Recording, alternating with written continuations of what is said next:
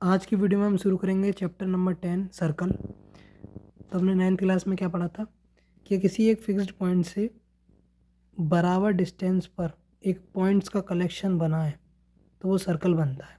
जैसे fixed point था ये, इसे हमने कह दिया सेंटर। यहाँ से बराबर डिस्टेंस पर हमने बहुत सारे इनफाइनाइट पॉइंट्स लिए, उनका कलेक्शन जो होगा उसे हम सर्कल कहते हैं। तो ये सेंटर होता है, जो फिक्स्ड डिस्टेंस होती है उसे रेडियस कहते हैं।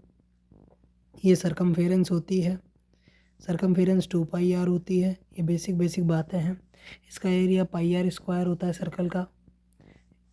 अब क्या है, सर्कल में अगर मैं ये सरकमफेरेंस पे कोई 2 पॉइंट लूँ और उन्हें ज्वाइन कर दूँ, जैसे मैंने एक यहाँ लिया एक यहाँ लिया, इसको ज्वाइन कर दिया तो ये बनती है एक कॉर्ड, इसे कहते हैं कॉर्ड। ये भी हमने 9th क्लास में पढ़ा था। कॉर्ड में अगर देखा जाए कि सर्कल की सबसे बड़ी कॉर्ड कौन सी होती है, वो होती है डायमीटर, जो कि सेंटर से पास होती है। ये होता है डायमीटर, यानी डायमीटर भी एक तरह की कॉर्ड ही है जो कि सबसे बड़ी कॉर्ड है। अगर मैं इस लाइन को एक्सटेंड कर दूं या इस तरह बनाऊं कि बाहर तक जाए तो इसे हम सीकेंट कहते हैं। ऐसे एक वर्ड होता है टेंजेंट। टेंजेंट का क्या मतलब होता है कि सर्कल के किसी पॉइंट से कोई लाइन पास हो रही है, ये ऐसे यहाँ से जैसे, तो ये किसी एक पॉइंट से टच होती हुई एक लाइन पास होती है, उसे टेंजेंट कहते हैं। अब हम एक क्वेश्चन देख लेते हैं। देखो एक टेंजेंट है पी क्यू, ये रेडियस 5 सेंटीमीटर है, ओ क्यू डिस्टेंस 12 सेंटीमीटर है, तो ये टेंजेंट की लेंथ बतानी है। तो देखिए जैसे ही किसी सर्कल में अगर जैसे ये टेंजेंट टच करके जा रहा है तो सेंटर से रेडियस आता है तो ये परपेंडिकुलर आता है। तो अगर ये 5 है ये 12 है तो पाइथागोरस लगाएंगे तो 12 स्क्वायर माइनस 5 स्क्वायर आएगा, ये हो जाएगा 13 के स्क्वायर के बराबर। इसका अंडर रूट लेंगे क्योंकि पाइथागोरस क्या कहती है, पी स्क्वायर बराबर एच स्क्वायर। तो H square minus P square बराबर हो गया बी स्क्वायर। अगर स्क्वायर हटाना है तो यहाँ पर रूट लगाना पड़ेगा, तो ऐसे ही इसकी वैल्यू होगी 13 जब हम रूट लगाएंगे। एक थ्योरम होती है हमारे पास कि किसी सर्कल के बाहर कोई एक्सटर्नल पॉइंट है पी, उससे उसी सर्कल पर 2 टेंजेंट अगर ड्रॉ करें तो उनकी लेंथ बराबर होती है। यानी किसी सर्कल के बाहर कोई एक्सटर्नल पॉइंट लें, वहाँ से टेंजेंट डालें तो उनकी लेंथ बराबर होती है, यानी पी क्यू बराबर पी आर होगा।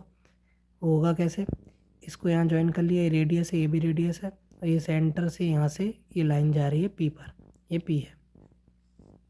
देखो ये वाली साइड इसके बराबर है क्योंकि रेडियस है, ये कॉमन है, ये 90 डिग्री है दोनों में, तो RHS से ये दोनों ट्राइंगल कॉन्ग्रुएंट हो गए।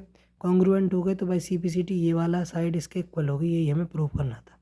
तो एक और क्वेश्चन देख लेते हैं।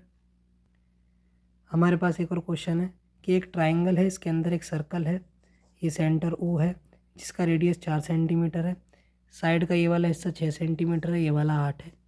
तो हमें बताना है कि AC की लेंथ कितनी है और AB की लेंथ कितनी है।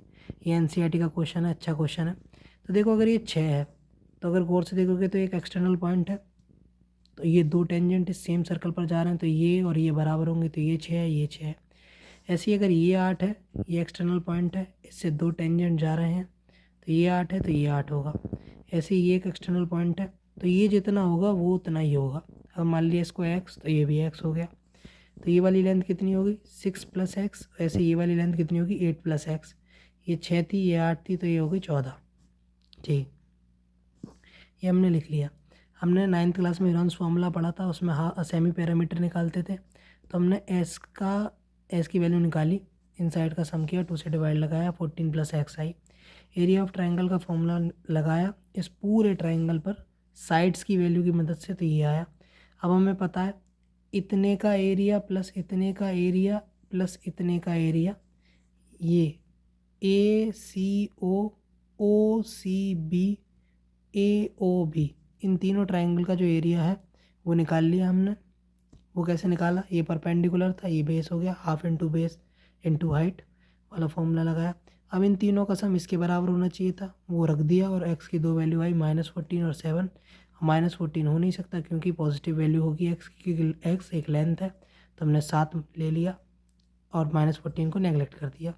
इस 7 लेने से AB की वैल्यू आ गई 7 + 8 15 सेंटीमीटर, और AC की वैल्यू आ गई 6 + 7 13 सेंटीमीटर। तो आज की वीडियो में इतना ही, मिलते हैं आपसे अगली वीडियो में, तब तक के लिए बहुत बहुत धन्यवाद।